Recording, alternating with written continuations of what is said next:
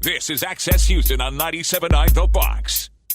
Good Sunday morning. You're listening to Access Houston. I'm your host, KG Smooth. Welcome in two bras in the building this morning. It seems to be, Greek season. We got the AKAs with their national convention coming up, and the brothers of the Alpha Eta Lambda chapter of Alpha Phi Alpha Fraternity Incorporated. They are celebrating the chapter's 90th anniversary. And here in the studio with me, Mr. Michael Williams, who was the chair. Good morning, sir. Good morning. And Mr. Jeramaine Netherly, who's the area director. Good morning to you. Hey, good morning.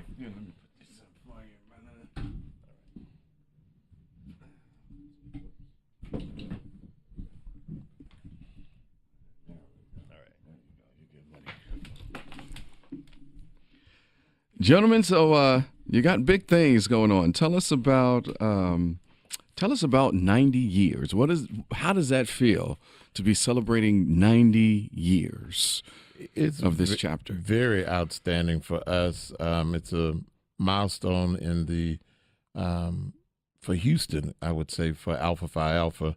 Our chapter originally started in Prairie View, Texas, and eventually moved to Houston. And we were able to sustain the chapter all these years. So 90 years in the city is really a milestone, and it seems as though we're kind of in line with the other organizations, because it seems like everybody's about to start celebrating 90 years as well. So, yeah, we're very excited about it. Indeed. And what was your introduction to the Alphas? I'm interested to know. How were you two introduced? I was introduced in college at North Texas State University, the Eta Epsilon chapter there. And when we first got to campus, the Alphas were the ones that actually met us and kind of gave us the intro to the school. And then they're the ones that kind of gave the first party. So, of course, we were all fascinated at everything that they did. And then we saw them like for the first week almost every day before school started, before the classes started. So, And how about you, Mr. Netherly? And for me, it's probably a little earlier. More so probably during middle school time. My family members being members of all the Greek letter organizations, namely my brother, a member of Kappa Alpha Psi, and sister, a member of Sigma Gamma Rho. But a lot of my cousins and extended family, all Alphas, Kappas, Omegas, Sigmas. So. Nice. You're listening to Access Houston, talking to Michael Williams and Jeramaine Netherly, the chair and area director, respectively, of the Alpha Eta Lambda chapter of Alpha Phi Alpha Fraternity Incorporated. So tell us about the anniversary. It's happening this Saturday, July 7th, down at the Hyatt Regency. So just give us some history on the chapter. Well, again, the chapter started at Prairie View and eventually moved to Houston. Originally, the chapter was based in Prairie View for those brothers who needed that fraternal bond, and was made up of most of the presidents and administrators of Prairie View, and moved to Houston, flourished in Houston. We have a lot of administrators here, city officials, educational administrators. They're all members of our chapter. Mayor Sylvester Turner, past Mayor Lee Brown, got a few of the past Texas Southern presidents, and a few of the past Prairie View presidents. So we have a lot of rich history in our chapter. Yeah, yes. And what can the people expect on Saturday night? Who will be attending? Well, we're excited that our general president, Brother Everett Ward, will be in attendance. He'll be visiting with us. And, of course, here for the Alpha Kappa Alpha Boule, but happy that our general president will be here with us for that event. With this very many years of leadership within Alpha Phi Alpha and within the educational field, he is the current president of St. Augustine University. So him taking time out to come visit with us in recognition of 90 years of this chapter is a very honorable thing. Indeed. And can you just kind of underscore the importance or at least expand on the experiences and the Brotherhood, the organization that one gets when they pledge and they are a part of a fraternity or a sorority? And a lot of that comes based on your background. Some brothers get into the fraternity and don't have a sense of brotherhood at all. And they get in there, and their line brothers become their brothers. Maybe not. They may have been an only child, or whatever the case may be. Some come in that doesn't have, they don't have a sense of direction, if you will, and then Alpha can at least get them kind of started in the right direction and get them on the right path to a successful life. And that is basically what all the fraternities, and we also give back to the community while we're getting ours. We're also giving back at the same time. Yeah. Along those same lines of brotherhood, many of us come to Greek letter organizations, again, for that brotherhood, but more to be able to experience that brotherhood with like-minded men, with men that will encourage us to do more and will challenge us to more. So there's a very healthy competition amongst members of the fraternity and amongst all the fraternities. So I think in a big picture, we all are looking to better ourselves, better our communities, but there's some healthy competition with that to make sure that things are much better when we leave than when we came. Absolutely, yeah. The friendly competition is definitely there. I'm reminded of at the Houston Area Urban League gala that was a couple of weeks ago, and Kimbrough Marshall was the MC, and of course Mayor Turner's up there. Mayor Turner is That's is one an of those alpha. ongoing battles. Yeah, right. And so those two were taking jabs at each other. Right. They've been doing that for years throughout the night, back and forth. It was just so funny and entertaining to watch. But Mayor Turner had got a good one. He was like, with the alphas being the first, we are proud of all of our sons. You sound so much like it.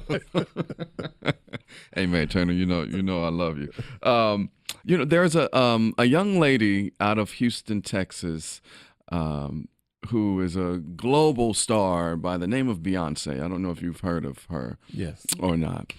She just did this. In the spring, in April, she did this incredible Coachella performance where it was basically an HBCU homecoming with the band in the stands, and it was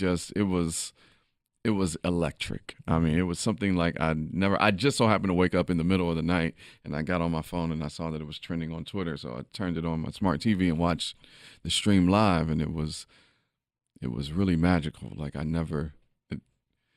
it was something else. But that first performance, she was wearing black and gold.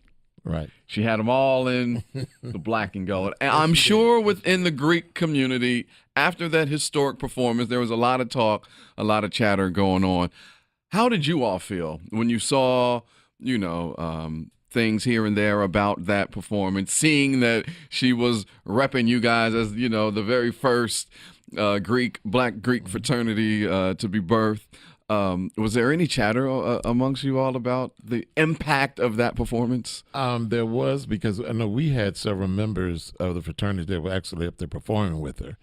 And yeah, they were there, and they were also past members of the marching storm, let me get it right, from Prairie View A&M University. So we were very proud in the fact that they did participate, and they did have something. They made an impact, if you will. I think her performance, I know her performance, they were saying that it was the first of its kind like that at, what is it, Coachella? Coachella. Yeah, okay. It's the largest music festival in the world. Okay, and it was the first of its kind for a performance like that, and on a stage like that, in front of the people that were there. They had no idea as to what she was going to do, and she came out with that, and of course it opened up their minds like, what is this? What is an HBCU? Where's all this coming from? And to us, we see it all the time. Right. It's the norm, but for a lot of people, they just didn't know the background behind it. Yeah. I think it was a very proud moment for all of us. So, of course, there will be chatter back and forth whether the black and gold just happened to be there or was it representing Alpha Phi Alpha. But for all of us, for all the Greek letter organizations, I think a very proud moment because it not just represented the Greek letter organization, but the life experience and some of the high points and things that we enjoy as African Americans going to college and that college experience, whether it be from the marching bands, at the HBCUs and and even myself, I didn't go to HBCU, but I experienced those things. The whole stepping that her dance team seemed to emulate. Representing having the college probate parents and all of that. All of that. Yeah. Very proud moment. Yeah, indeed. And I'm sure that you all are very proud to be celebrating the Alpha Eta Lambda chapter's 90th anniversary that is happening this Saturday. So we want to be clear, y'all, I'm as real as they come. We want to be transparent with you. Unfortunately, the cutoff for this was yesterday on June 30th. So what would you guys advise people who are listening and say, well, I might want to come, or how can I learn more about, are there any more other activities besides the gala or the anniversary dinner on that night? What should people do if they still are interested in the actual luncheon? I would advise them to go to our Facebook page, Alpha Eta Lambda Facebook page, and there's information there, and we will be able to receive messages and information from the public, and we can respond back to them at that time. That'll be the best thing to do. Indeed. And just for more information about you all and this historic chapter, where can they go? www.alphaetalambda.com.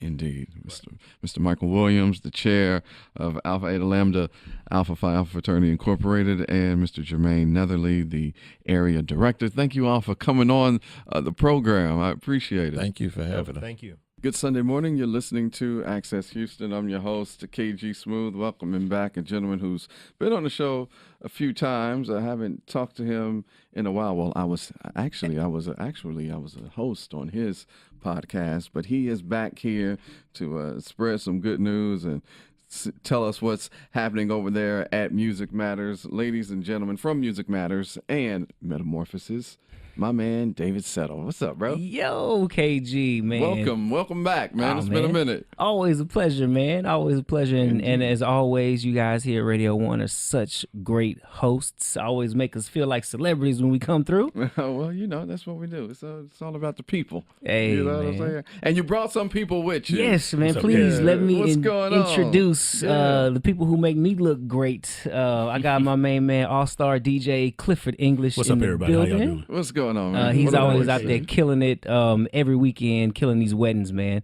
And I got my main man, Shawn, who's been rocking with me for a long time. What's up, Shawn? Can't wait to share some of the success stories, that he's been involved in. Shawn was actually in our first pilot program of Music Matters, man. Has been doing some crazy stuff ever since then. So, Well, before we get into everything that Music Matters has going on now, it's been a while since you've been here, so a lot of people done moved to Houston. Tell us about Music Matters and the mission of this program and how it came about. man, so it came about really me and just my passion for music, and also my passion to give back. And back in the day, I ain't have a whole lot of money, but I had a gift, and so I wanted to help the community in which I grew up in. And I was like, yo, how can I do that? And so I was like, let me teach kids music. And along the way, we can also help them with valuable life skills. And so that's how Music Matters was birthed. A lot of the things that I've learned to become a successful businessman, entrepreneur, even a successful father, I learned through DJing. And I was like, hey, it'd be a lot easier for me to get kids to come if I'm saying, hey, I'm going to teach you how to DJ, I'm going to teach you how to scratch, I'm going to teach you how to mix.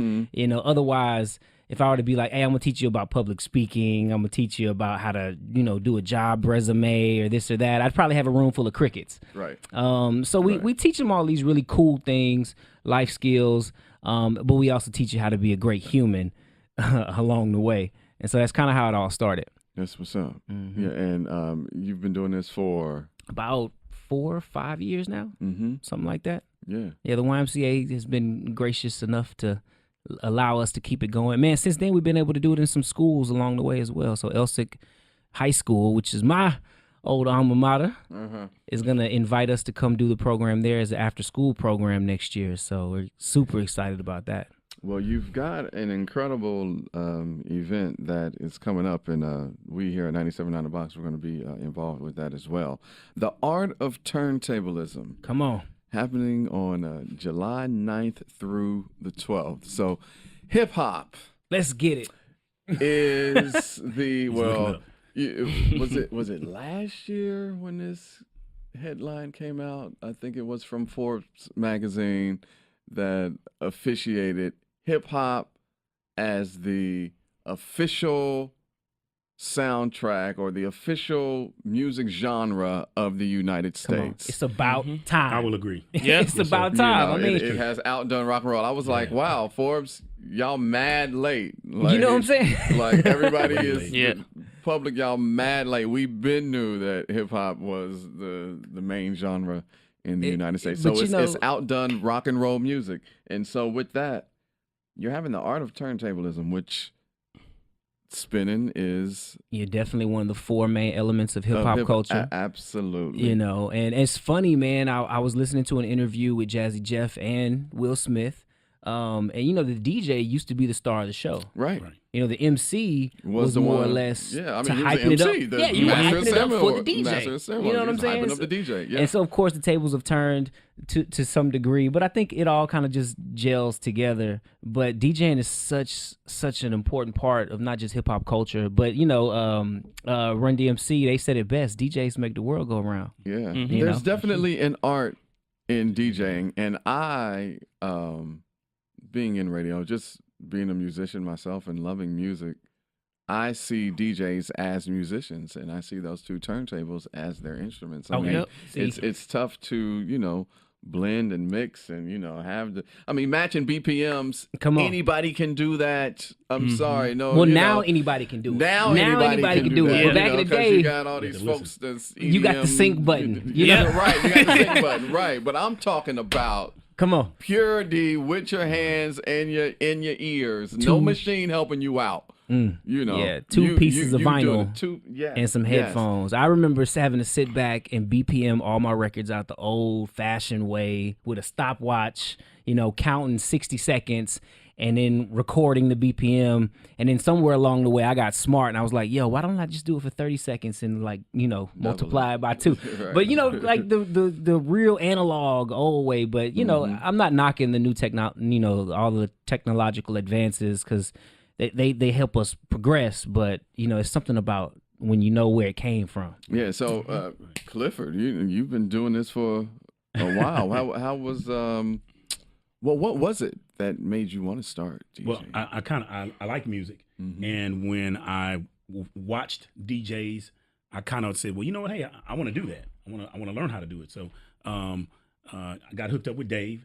And had to shadow Dave and watch the David Settle magic show, and then he put me out there on my own. And so it's an art form. It's like you said, those are your instruments, and you have to master that. I mean, not everybody can do it. I would say that some people might think that, but it's not for everybody. You have to, first of all, you got to love what you're doing. If you don't, then you shouldn't be doing it. Right, that's true. Particularly with DJing. Yep. That's what I tell these kids about radio. If you don't love it, you won't like it. You know what I'm saying? You know what I'm saying? So, Shawn, you are one of the success stories of Music Matters. So, if you don't mind, tell us your story. How did you get involved? How did you find out about the program? How did you get involved? What did you have to go through, and how has it been? Give us the whole gamut. Well, the way I got started in the DJing, actually, I've known David for a really long time. I've known David for a really long time. And I think when I went through the program, I think I was like 15 or 16 when I went through the program. And I've always liked music. I've always been around people who listen to music all the time, made music. Dave, of course, being a DJ, so I was around David a lot. And so when I went through the program, I went through it, I learned a lot, and I didn't even come out DJing like really good. I just still shadowed at the time, and it's just now, fast forward probably like 3 or 4 years, is now that I'm working for DJS Entertainment, and he put me out there and started letting me DJ, and then from there I'm just still working and still practicing each and every day, just to try to get better, to be a better DJ. But that's what's up. That's what it takes. You know, you listen to Access Houston, talking to David Settle of Music Matters, Brother Long, Clifford, and Shawn. They've got an event that is coming up, the Art of Turntablism, where they are teaching the Art of Turntablism, happening July 9th through the 12th. So tell us about the Art of Turntablism. What will the kids be learning? Man, so there's so much that we're gonna try to cram into a 4-session, like week-long workshop. And so of course they're going to be learning things about like history and culture, like how DJing started. I really do believe it's important to know like where you came from in order to know where you're going. And then of course they'll be learning like equipment essentials, like what makes up a full DJ setup, whether you're rocking with turntables and a mixer, or are you using a controller, or what software and hardware integration. So all these different science and engineering techniques and skill sets. So it's not just the music, man, but we're integrating like science, engineering, math. We mentioned BPM earlier, you know, and arithmetic. And so we're tying in all these different things to let folks know that, hey, especially some of the kids who come through that may think school is obsolete. It's like, I was a straight A student rocking out all the, college parties. You know what I'm saying? But in addition to that, they're going to learn how to scratch. They're going to learn how to mix. We even do some topics on basics and intros into like beat production and music production. With the help of 97.9 The Box and Radio 1, you guys are going to come and show the correlation and the connection between, hey, you can take these skills and make a career out of it in either broadcasting or radio and things like that. So they'll be learning a ton of stuff. Yeah. So shout out to Young Jazz from the Mad Hatter Morning Show. She'll be there on the digital side. The radio boss, Hard Body Kiati, he'll be out there, and Rob G as well. How has the journey been for both of you all, just learning the art? Wow. The journey started with me. Just kind of, as I say, shadowing, and then basically, as Shawn said, you have to practice. You're not going to get any better, So I spend a lot of time taking my equipment out, setting it up, going back. Yo, I got to interrupt him real quick because he ain't lying. Like, he'll literally be practicing and he'll send me a mix at like 3 o'clock in the morning. You got to do that. He'll be like, hey, yo, Dave, I need you to check this mix out real quick. And I'll be like, man, as soon as I wake up, bro. Right. Well, I try to live by this, KG, that let my next mix be my best mix. I try to rhyme with that. See how that? I try to do that. So that way, when I'm out there and I'm performing, David says we don't perform. We're not performers. We're entertainers. We that's what we need to do. So I try to make sure that when I'm doing an event that if it's a wedding, that it's impactful, that my mix is tight, that everything is together, my music is great. I'm pronouncing names right, so they get the whole deal. But the journey hasn't been hard.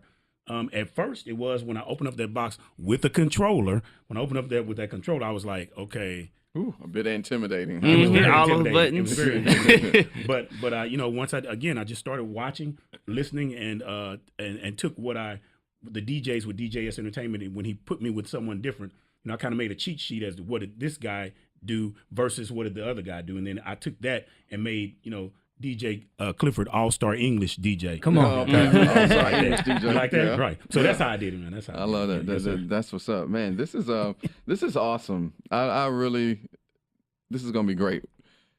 Where can families or people that are listening get more information to be a part of the Art of Turntablism? Oh man, first and foremost, they can always go to djsent.org and check us out there. Of course, they'll see a lot of wedding activity and things like that, but they can also, if they click on the DJ Academy link, they can definitely get some more info there. They can also visit the Alief YMCA's website as well, or call the Alief YMCA and get more information there, because the program will be hosted there at the Alief YMCA, right across the street from Alief Taylor. And I believe their phone number is 281-495-9100. We've got limited spots. I think we're only going to be taking about 20 kids. So I definitely want to make sure that folks act fast. Act fast. Yeah, we've only got a few slots left. But like I said, something this dope. I mean, yeah. Fill up fast. Hey, it always does, man. It always does. But we do sessions all throughout the year. But the summer workshops are special, man. The summer work, because we're with each other like every day. You know what I'm saying? So and then we take tours, of local radio stations like 97.9 The Box. Actually, this year y'all are coming out to us. Yeah. We go to like HCC. They're a great sponsor of ours as well. because we tour their audio engineering department and we talk about their degree plans, all that good stuff. And of course, can't forget about the OG homie, Eric Thomas, the #1 motivational speaker in the world, has helped us out and helped us redefine our curriculum. We've added a major character development piece, which has been my heart and my passion, because I didn't want to just teach kids music, but I also wanted to help them with the character development piece.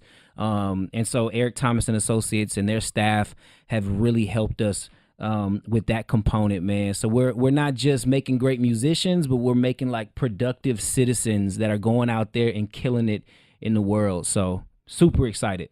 Okay, so that's djsent.org to get all of the info, man.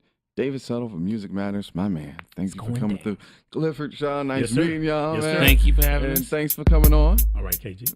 And thank you for listening to Access Houston. We'll be back with more Access Houston on 97.9 The Box.